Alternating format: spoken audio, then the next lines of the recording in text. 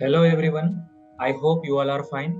आज इस वेबिनार में हम देख लेते हैं managing GST for composition dealers with Busy software. जैसा कि आपको पता है, हम हर वीक किसी ना किसी टॉपिक के ऊपर वेबिनार करते रहते हैं, तो ये आपको बिजी एक एडवांस लेवल पे यूज करने के लिए मदद करता है और आपका नॉलेज भी बढ़ेगा। वेबिनार को शुरू करते हैं। आप एंड तक इस वेबिनार में बने रहिए। अगर आपको किसी पॉइंट में क्वेरी रहता है तो नोट करके आप एंड ऑफ द सेशन पूछ सकते हो। आज का इस सेशन का ऑब्जेक्टिव्स है introduction, configurations, sale type and purchase type for composite dealers, transaction management, reports, GST returns and finally question and answer session. So GST में ये जो टू टाइप्स ऑफ डीलरशिप आएगा, एक है रेगुलर, दूसरा है कंपोजिशन डीलरशिप। आज स्पेसिफिकली हम कंपोजिशन डीलर्स के बारे में, उस डीलरशिप के बारे में कैसे बिजी में हम कॉन्फ़िगर कर सकते हैं, उसके ऊपर हम आज चर्चा करेंगे। What is composition scheme under GST? देखिए, composition scheme under GST is a simplified taxation mechanism for small tax payers, allowing them to pay GST at a fixed rate of turnover. Eligible taxpayers are those with an annual turnover of less than rupees 1.5 crore, except in northeastern states and Himachal Pradesh, where the limit is rupees 75 lakhs. As per the CGST Act 2018, effective from February 1st, 2019, composition dealers can also provide services up to 10% of their turnover or rupees 5 lakhs, whichever is higher. तो composition scheme के अनुसार अगर किसी भी entity ने उसमें registered कर सकते हैं, लेकिन एक कंडीशन है कि उनका टर्नओवर 1.50 करोड़ से नीचे रहना चाहिए। उससे ज्यादा रहता है फिर ये एलिजिबल नहीं रहता है। और कंपोजिशन स्कीम्स में क्या होता है, वो बाहर स्टेट मतलब इंट्रा स्टेट मतलब इंटर स्टेट ट्रांजैक्शन नहीं कर सकते, one state to another state transaction नहीं कर सकते हैं, और उनका वो जो टर्नओवर 1.50 करोड़ से नीचे रहना चाहिए। अगर दूसरे स्टेट के बात करें, Himachal Pradesh and north eastern state, तो उस स्टेट के लिए स्पेसिफिकली 75 लाख का थ्रेशोल्ड लिमिट उसको उसमें फिक्स करा दिया। तो ये हो गया composition scheme. Who can not opt for composition scheme? Composition scheme किसको एप्लीकेबल नहीं होता है? यहाँ पर आप देख सकते हैं, मैन्युफैक्चर ऑफ आइसक्रीम एंड पान मसाला और टोबैको डीलर्स। अगर इंडस्ट्री ऐसा रहेगा कि उन्होंने कुछ आइसक्रीम मैन्युफैक्चरर हो, पान मसाला मैन्युफैक्चर करता है, रेडी करता है, तो फिर उनको कंपोजिशन स्कीम के अंदर रजिस्टर्ड नहीं कर सकते हैं। A person making interstate supplies, मैंने बताया था आपको, एक स्टेट से दूसरे स्टेट को इंटरस्टेट ट्रांजैक्शन अगर उनको वो करता है, फिर उसको रजिस्टर नहीं कर सकते हैं। ए कैजुअल टैक्सेबल पर्सन और नॉन रेसिडेंट टैक्सेबल पर्सन। सो अगर ये टैक्सेबल पर्सन है और नॉन रेजिडेंट है, इंडिया का पर्सन नहीं है, बाहर का कंट्री का पर्सन है, तो फिर उनको कंपोजिशन स्कीम के अंदर रजिस्टर्ड नहीं कर सकते हैं। A person engaged in the supply of non taxable goods under the GST law, ऐसा कुछ प्रोडक्ट वो सेल करता है, नॉन टैक्सेबल प्रोडक्ट लाइक कुछ अल्कोहल, ऐसा कुछ सेल करता है, नहीं तो कुछ ऐसा नॉन टैक्सेबल प्रोडक्ट उन्होंने सेल करा होगा, फिर उनको इसमें रजिस्टर्ड नहीं कर सकते हैं। Composition scheme applicable GST rates क्या होता है? अगर कंपोजिशन स्कीम के अंदर ये जो मैन्युफैक्चरर हो और ट्रेडर हो, तो उनके लिए 1% का कंपोजिशन का स्कीम अप्लाई होता है, मतलब टैक्स अप्लाई होता है। उसमें 0.50% सीजीएसटी, 0.50% एसजीएसटी बाइफरकेट हो जाता है। इसी तरीके से रेस्टोरेंट बिजनेस में भी ये कंपोजिशन स्कीम के अनुसार उन्होंने रजिस्टर्ड कर सकते हैं। अगर ऐसा है तो उनको सीजीएसटी 2.5%, एसजीएसटी 2.5%, ओवरऑल 5% का कंपोजिशन टैक्स लग जाती है। अदर सर्विसेज है तो वहां पे 3% सीजीएसटी, 3% एसजीएसटी, टोटल 6% का वो जो कंपोजिशन टैक्स लग जाती है। अब हम देख लेते हैं बिजी में कॉन्फ़िगरेशन कैसे करना है। तो ये कॉन्फ़िगरेशन करने के लिए सबसे पहले हम बिजी को ओपन करके कंपनी क्रिएट कर देंगे। यहाँ पे डेमो कंपनी करके एक कंपनी बना देंगे और कंट्री इंडिया हमने सेलेक्ट करेंगे, फाइनेंशियल ईयर, एड्रेस। फिर यहाँ पर आपको जीएसटी का ये जो टाइप ऑफ डीलर है दो मिल जाता है, एक है रेगुलर, दूसरा है कंपोजिशन। मैं कंपोजिशन अगर एनेबल करना चाहे तो यहाँ पर कंपोजिशन करके सेलेक्ट करें और जीएसटी नंबर स्पेसिफाई कर लेते हैं। उसके बाद यहाँ पर डिफॉल्ट टैक्स रेट बताना पड़ेगा। अगर हमारा मैन्युफैक्चरिंग एंड ट्रेडेड बिजनेस है तो फिर 1% का जीएसटी का वो जो कंपोजिशन टैक्स रेट बता देंगे, ताकि वो टैक्स मास्टर ऑटोमेटिकली वहां पे क्रिएट हो जाता है। फिर हम इस कंपनी को सेव करें। सो कंपोजिशन स्कीम्स के अनुसार क्या होता है, अगर हम कुछ इन्वर्ट करते हैं आइटम्स वगैरह, तब जीएसटी हम पे करके परचेस करेंगे। लेकिन सेल्स के केस में जीएसटी हम पे 1% लग जाती है। अगर वो आइटम का जीएसटी 12% है तो हमने परचेज के समय पे 12% का टैक्स पे करा, सेल्स के समय पे मतलब 1% वहां पे जीएसटी अप्लाई होगा। तो ये हमने एक कंपनी बना दिया। इसके बाद हम एक बार हमारा वो जो tax type, sale type, purchase type सब कुछ चेक कर लेते हैं। मास्टर में जाके यहाँ पर सेल टाइप में हम जाएंगे। सेल टाइप में दो सेल टाइप यहाँ पर शो कर रहा है, central no tax, local no tax, और इंटरस्टेट स्लैश लोकल। ये आपको इंटरस्टेट के लिए सेंट्रल नो टैक्स आ रहा है, लोकल के लिए सेंट्रल नो टैक्स आ रहा है। मतलब एज पर द रूल क्या होगा, अगर कंपोजिशन टैक्स पेयर हो उनके लिए सेल्स के केस में टैक्स इनवॉइस करके वहां पे हम नहीं देते हैं, हम उसको बिल ऑफ सप्लाई करके देते हैं। तो इसलिए सेल्स में ये नो टैक्स अप्लाई होगा और परचेज के केस में टैक्स अप्लाई होगा। यहाँ पर आप देख सकते हैं परचेज टाइप्स है ना, वो जो आपका रेगुलर डीलर के जैसे ही सारे free defined tax types, free defined purchase types यहाँ पर क्रिएट हो चुका है। लेकिन सेल टाइप में सिर्फ 2 सेल टाइप्स क्रिएट हो चुका है। सेल टाइप, परचेज टाइप हमने देखा। अभी हम टैक्स कैटेगरी को चेक कर लेते हैं। टैक्स कैटेगरी, यहाँ पर सारे टैक्स कैटेगरी रेडीमेड क्रिएट हो चुका है। Exempted GST 12%, GST 18%, 28 fine, nil rated, non GST services 5%, 18% zero rated. लेकिन कंपोजिशन के लिए ऐसा कुछ स्पेसिफिकली टैक्स कैटेगरी तो नहीं बन जाती है। ये सारे पहले वो जो रेगुलर के लिए कैसे थे वैसे ही टैक्स कैटेगरीज अभी भी यहाँ पर शो कर रहा है। उसके बाद हम एक आइटम मास्टर क्रिएट कर लेते हैं। टेक्स्ट आइटम 1 और एयर कंडीशनर ऐसा कुछ हम क्रिएट करें। जीएसटी हम बताएंगे 28% इस प्रोडक्ट के लिए, एचएसएन कोड स्पेसिफाई करें। उसके बाद हम इस आइटम को सेव कर लेते हैं। फिर अगेन हम एक पार्टी को क्रिएट करते हैं अकाउंट मास्टर में जाके। मान लीजिए ये पार्टी उत्तर प्रदेश का पार्टी है। हम एक जीएसटी नंबर भी यहाँ से सेलेक्ट करेंगे और यहाँ पर पेस्ट कर लेते हैं। ये पार्टी रजिस्टर्ड है, सेव कर दिया। अब इस तरीके से हम एक आइटम मास्टर, एक अकाउंट मास्टर क्रिएट करा। फिर हम देख लेते हैं transaction voucher entry, purchase voucher. Purchase voucher आज हम कर लेते हैं 8 मार्च 2024। बिल नंबर हमने एंट्री करा और यहाँ पर हम सेंट्रल से बाई कर रहे हैं तो फिर सेंट्रल लेते हैं। और party belongs to Uttar Pradesh है तो राज ट्रेडर से पार्टी का नाम, यहाँ पर पार्टी का नाम सेलेक्ट करें हमने। फिर आइटम हम लेंगे एयर कंडीशनर, 10 पीस हमने खरीद लिया था। एक यूनिट का प्राइस है 25,000। फिर हमने जीएसटी अप्लाई करा, सो ऑटोमेटिकली आईजीएसटी यहाँ पर परचेज बिल के अंदर अप्लाई हो गई। क्योंकि ये party out of state party है, मतलब यूपी का पार्टी है, हमारा कंपनी दिल्ली का है, तो इसलिए आईजीएसटी यहाँ पर यूजुअली रेगुलर में कैसे हम परचेज वाउचर चढ़ाते हैं वैसे ही कंपोजिशन के केस में भी परचेज वाउचर एंट्री हो जाता है। अगर यहाँ पर मैंने लोकल सेलेक्ट करते हैं तो फिर क्या होता है एक बार देख लेंगे। लोकल के केस में सीजीएसटी एसजीएसटी अप्लाई होगा, आईटीसी नन करके ब्रैकेट में लिखा होगा। तो ये हो गया परचेज वाउचर। परचेज में कोई भी चेंजेस नहीं रहता है, जनरली हम रेगुलर में कैसे करते हैं वैसे ही होगा। लेकिन हम परचेज के समय पे टैक्स को पे करा है। लेकिन कंपोजिशन के स्कीम में क्या होता है, सेल्स में जीएसटी कैलकुलेट नहीं करेगा। अब हम वो देख लेते हैं, सेल्स वाउचर। सेल्स वाउचर में जाएंगे, यहाँ पर सेल टाइप आपको 2 देखना मिलता है, एक तो सेंट्रल नो टैक्स, दूसरा है local no tax. Local customer को सेल कर रहे हो तो लोकल हम लेना है, सेंट्रल तो शायद वो सेंट्रल अप्लीकेबल नहीं है इनको, क्योंकि as per the rule composition dealer can not eligible to sell the product to interstate, so बाहर स्टेट को नहीं सेल कर सकते हैं, तो इसलिए हमने लोकल नो टैक्स हम ले लेते हैं। फिर पार्टी का नाम यहाँ पर लेते हैं और आइटम कितना क्वांटिटी सेल करा, क्या प्राइस में सेल करा, सब कुछ हम बताएंगे।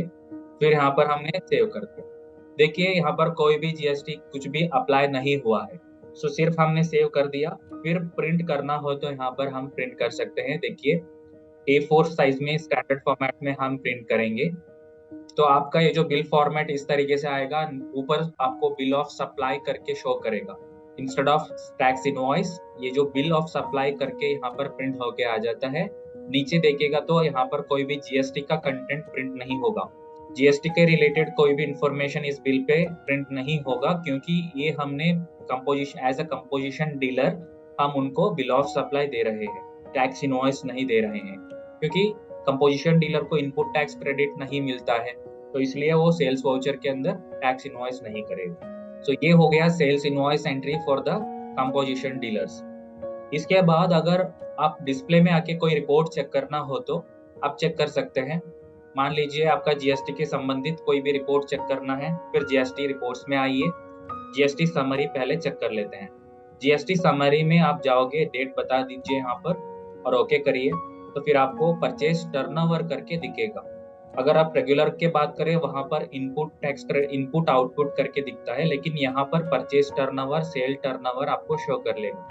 टैक्सेबल अमाउंट कितनी है, 2,50,000 है, और यहाँ पे सेल टर्नओवर है 40,000 है। तो इसका आईजीएसटी, सीजीएसटी, एसजीएसटी बाइफरकेशन आपको यहाँ पर दिख जाता है। नीचे आपको tax payable with payment details भी शो करेगा। अगर हमारा मैन्युफैक्चरिंग इंडस्ट्री है, ट्रेडर है, तो फिर 1% का कंपोजिशन टैक्स अप्लाई होगा, उस हिसाब से ये जो बाइफरकेशन वैल्यू यहाँ पर पेएबल वैल्यू दिख जाती है।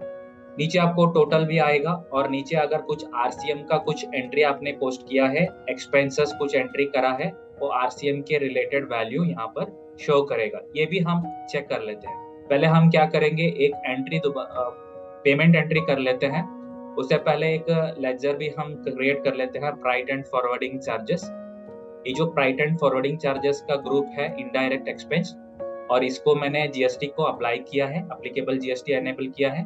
टैक्स कैटेगरी 5% बताया हूँ, और आरसीएम नेचर कंपलसरी मैंने यहाँ पर सेट किया। ये हो गया अकाउंट क्रिएशन। ये अकाउंट क्रिएशन मैंने प्राइट एंड फॉरवर्डिंग चार्जेस मैंने एक्सपेंस करके कंसिडर कर रहा हूँ। अगर आपको कुछ और लेजर क्रिएट करना है तो फिर इसी तरीके से क्रिएट कर सकते हैं। उसके बाद पेमेंट वाउचर एंट्री करेंगे, यहाँ पर डेट बता देंगे, और जीएसटी नेचर पे हम सेलेक्ट करेंगे आरसीएम एक्सपेंस करके, और यहाँ पर अकाउंट लेंगे प्राइट एंड फॉरवर्डिंग चार्जेस 21,000 यहाँ पर मैंने पे करा, कैश से पे करा। तो ये हो गया पेमेंट वाउचर एंट्री। फिर इसको हमने सेव कर लेते हैं। उसके बाद अगर ये एंट्री आपको जीएसटी रिपोर्ट, जीएसटी समरी में शो नहीं करेगा, जीरो ही शो करेगा। अगर ये शो करना है फिर आप ट्रांजैक्शन में जाइए, जीएसटी मिसलेनियस यूटिलिटीज में जाइए, वहां पर आपको एक ऑप्शन मिलेगा check and post consolidated RCM payable. ये यूटिलिटी को आप रन करना पड़ता है।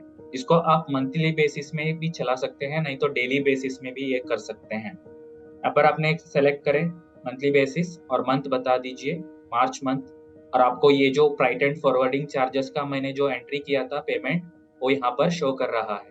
फिर यहाँ पर मैंने F4 प्रेस करा, फिर जर्नल ऑटोमेटिकली जर्नल पास हो जाता है कंसोलिडेटेड आरसीएम पेएबल का। यहाँ पर आप देख सकते हैं जर्नल वाउचर ऑटोमेटिकली यहाँ पर पोस्ट हो गई। तो यहाँ पर हमने इनवॉइस का नंबर बताना पड़ेगा, क्या इनवॉइस नंबर है करके, और इसको हम सेव कर लेते हैं। आरसीएम का ये जो कंसोलिडेटेड पेएबल वाउचर हमने पोस्ट करा, उसके बाद दोबारा डिस्प्ले में आके जीएसटी रिपोर्ट में हम जीएसटी समरी रिपोर्ट को चेक कर लेते हैं डेट के हिसाब से।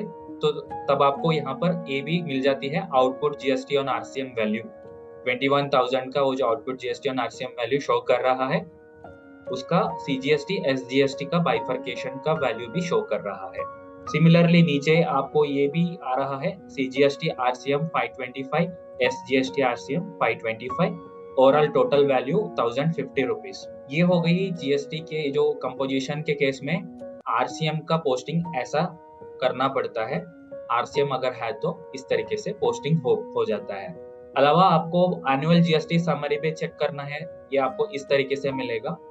इनवर्ड का देखना है, आउटवर्ड का देखना है, आउटपुट आरसीएम का देखना है, और ऑल चेक करना है तो कर सकते हैं। तो आपको इनपुट जीएसटी मंथ वाइज आपको बाइफरकेशन के साथ इस तरीके से annual GST summary report composition holder के लिए भी मिल जाती है, और item wise sale GST summary आपको इस तरीके से आएगा। ये जो item wise sales GST summary, ये वैल्यू 40,000 रुपया हमने सेल करा था, वो एक्सेप्टेड में दिख रहा है क्योंकि टैक्स अप्लाई नहीं हुआ है ना, इसलिए। सिमिलरली परचेस जीएसटी समरी हम देख लेते हैं। परचेज जीएसटी समरी पे ये जो CGST taxable amount 14% and SGST taxable amount 14% bifurcation value वहां पर शो कर रहा है क्योंकि परचेस में हमने जीएसटी पे करा था। Party wise sale GST summary भी हम देख सकते हैं। यहाँ पे party wise sale GST summary कितना हुई है वो भी हम चेक कर सकते हैं। सेल टाइप समरी ये भी यूज होगा, ये भी हम चेक कर सकते हैं। लोकल नो टैक्स करके सेल टाइप है ना, उसका सेल वैल्यू 40,000 रुपया वहां पर कॉलम पे आ रहा है। ये हो गया जीएसटी समरी के रिलेटेड रिपोर्ट। इसके अलावा अब हम जाएंगे जीएसटी रिटर्न्स के तरफ। जीएसटी रिटर्न्स में सबसे पहले इम्पोर्टेंट बात ये है, कंपोजिशन होल्डर के लिए जीएसटीआर 4 एंड सीएमपी 08 का रिटर्न करना पड़ता है। जीएसटीआर 4 का ये जो क्वार्टरली रिटर्न अगर आप करना हो तो यहाँ पे क्वार्टरली रिटर्न कर सकते हैं। स्क्रीन रिपोर्ट भी अवेलेबल है, नहीं तो जेसन के रूप में भी फाइल को एक्सपोर्ट करके अपलोड कर सकते हैं। डेट के हिसाब से आप यहाँ पर डेट बताना है और ओके करेंगे तो फिर आपको स्क्रीन रिपोर्ट इस तरीके से मिलेगा। B2B unregistered, IMPS, credit note debit notes register, credit note debit note unregistered, सारा वैल्यू यहाँ पर ऑटोमेटिकली आपको लोड हो जाता है। तो देखिए टोटल टैक्सेबल वैल्यू 2,50,000 है, उसमें 35,000 सेंट्रल और 35,000 स्टेट का है, SGST का है। तो ये वैल्यू यहाँ पर आ रहा है। ये जो आपका सेल्स का है, मतलब ये जो आपका फ्राइट एंड फॉरवर्डिंग चार्ज का पेमेंट एंट्री हमने किया था RCM का, उसका वैल्यू है। सो इस तरीके से क्वार्टरली रिटर्न का जो स्क्रीन वैल्यू, स्क्रीन रिपोर्ट आपको शो करता है बिजी में। एनुअल रिटर्न का जीएसटीआर 4 चेक करना हो तो वो भी प्रोविजन यहाँ पर दिया गया है। तो इस पे आप डेट बता दीजिए, फ्रॉम डेट, एंडिंग डेट, तो फिर आपको सेक्शन के अनुसार वो जो वैल्यू है इस तरीके से दिखेगा। Inward supply from registered person कितना किया है, other than reverse charge, with reverse charge कितना किया है, inward supply from unregistered person कितनी है, इंपोर्ट ऑफ सर्विस कितनी है, CMP 08 का वैल्यू कितनी है। CMP 08 का मतलब है कि ये जो आपका मंथली आपने अपलोड करते हैं उस वैल्यू को, वो कंसोलिडेट होके जीएसटीआर 4 में एनुअल रिटर्न पे आपको जो इसमें दिख जाती है ऑटोमेटिकली। तो ये CMP 08 का वैल्यू भी यहाँ पर शो कर रहा है। और जीएसटीआर 9A का एनुअल रिटर्न आपको देखना है तो फिर यहाँ से स्क्रीन का रिपोर्ट अवेलेबल है, तो ये आपको डेट के हिसाब से चेक कर सकते हैं। हमने टैक्सेबल एट 1% का सेल किया था, वो यहाँ पर शो कर रहा है 6A टेबल में, और 6B में एक्सेप्टेड का कुछ है तो दिखेगा, 6C में टोटल वैल्यू शो करेगा, 7 में कुछ नहीं है, 7A 7B में है inward supply liability to reverse charge, 7C में इंपोर्ट ऑफ सर्विसेज का दिखेगा, 7D में net tax payable on A B C above यहाँ पर दिखेगा। सो जीएसटीआर 9A एनुअल रिटर्न इस तरीके से आपको रिपोर्ट तैयार है। और फॉर्म CMP 08 का आप चेक करना हो तो यहाँ पर फॉर्म CMP 08 का फॉर्म भी आप चेक कर सकते हैं। Outward supply including accepted supplies, invert supplies attracting reverse charge including import of services, और उसका थर्ड टेबल पे है टैक्स पेएबल 1+2, फोर्थ टेबल पे है इंटरेस्ट पेएबल इफ एनी। तो सारे वैल्यू यहाँ पे ऑटोमेटिकली आपका रिपोर्ट में आ जाती है। जस्ट हमने क्या करना है, ट्रांजैक्शन वाउचर को पोस्ट करते रहना है बिजी में। तो एज अ कंपोजिशन डीलर तो ऑटोमेटिकली ऑल द रिपोर्ट्स आपको बिजी में ऑटोमेटिकली जनरेट हो जाता है। इसके अलावा जीएसटीआर 4 का ई रिटर्न करने के लिए जेसन का सुविधा अवेलेबल है। इसमें हम जानी है जीएसटीआर 4 ई रिटर्न पे। क्वार्टरली रिटर्न हम करना हो तो क्वार्टरली रिटर्न कर सकते हैं, और एनुअल रिटर्न करना हो तो जीएसटीआर 4 ई रिटर्न एनुअल रिटर्न पे हम जाके हमारा काम कर सकते हैं। पहले क्वार्टरली रिटर्न को देख लेंगे। तो यहाँ पर जेसन करके एक फॉर्मेट आपको अवेलेबल है, जेसन में एक्सपोर्ट कर सकते हैं, नहीं तो एज पर गवर्नमेंट टेम्पलेट भी एक्सपोर्ट कर सकते हैं। ये जो आप एज पर गवर्नमेंट टेम्पलेट में एक्सपोर्ट करके फिर उसको यूटिलिटी में डालना पड़ता है, प्रिपरेशन यूटिलिटी में डाल दिया तो वहां से जेसन बन जाती है। लेकिन अगर जेसन आप यूज करेंगे तो फिर आपका काम एक स्टेप बच जाती है, तो टाइम भी सेव हो जाता है। तो प्लेन एक्सेल पे अगर आपको डेटा चाहिए फिर आप प्लेन एक्सेल पे ले सकते हैं। देखते हैं जेसन कैसे होगा। तो जेसन आपने सेलेक्ट करा और डेट यहाँ पर हमने बताया, और आपको वाउचर डेट पिक करना हो, परचेज बिल डेट के अनुसार पिक करना हो, आप यहाँ पर स्पेसिफाई कर सकते हैं V for voucher date, P for purchase date. Calculate tax on accepted item sales आपको करना है तो यस करें, नहीं तो इसको नो करें। 0% परचेज टाइप ट्रांजैक्शन को आपको कंसिडर करना हो तो फिर यस करें, नहीं तो इसको नो करें। स्पेशल कैरेक्टर, आपको कुछ डेटा में कुछ स्पेशल कैरेक्टर यूज हो रहा होगा तो उसको हम स्किप करना है, इग्नोर करना है, तो यहाँ पर वो स्पेशल कैरेक्टर्स हम बता देंगे, फिर वो स्किप हो जाता है। ई रिटर्न का फाइल का पाथ बतानी है कहाँ पर एक्सपोर्ट करनी है। तो एग्जाम्पल के लिए मैंने डेस्कटॉप करके यहाँ पे सेलेक्ट करूंगा और जनरेट करूंगा। इसमें भी आपको एरर चेकिंग टूल है, कोई एरर रहती है तो फिर यहाँ से को पता चलेगा। मैंने प्रोसीड करा, तो प्रोसीड करने के बाद में मेरे को इस तरीके से एक जेसन फाइल मिल गई। तो ये जेसन फाइल मैं जीएसटी डिपार्टमेंट पोर्टल पे अपलोड कर सकता हूँ। इस जेसन फाइल को आप डायरेक्टली जीएसटी पोर्टल में अपलोड करनी है, तब आपका फाइलिंग हो जाती है। ये देखिए। अब इसी तरीके से आपको GSTR 4 ई रिटर्न का एनुअल रिटर्न अपलोड करना हो, वो भी आप जेसन के थ्रू कर सकते हैं। जेसन आपने यहाँ से सेलेक्ट करा, डेट बता दिया और फाइल का पाथ बताया, कहाँ पर आपको एक्सपोर्ट करनी है उस फाइल का पाथ बताइए, उस पाथ बता दीजिए और ओके करिए। यहाँ पर आपको error checking tool provision available है। 4A टेबल में कुछ एरर है तो वो अलग से देख सकते हैं। 4B टेबल में कुछ एरर है, वो भी आप चेक कर सकते हैं।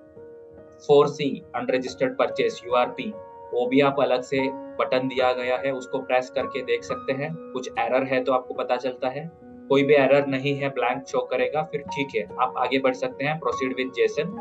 तो आपको एक फाइल मिल जाती है, जेसन फाइल।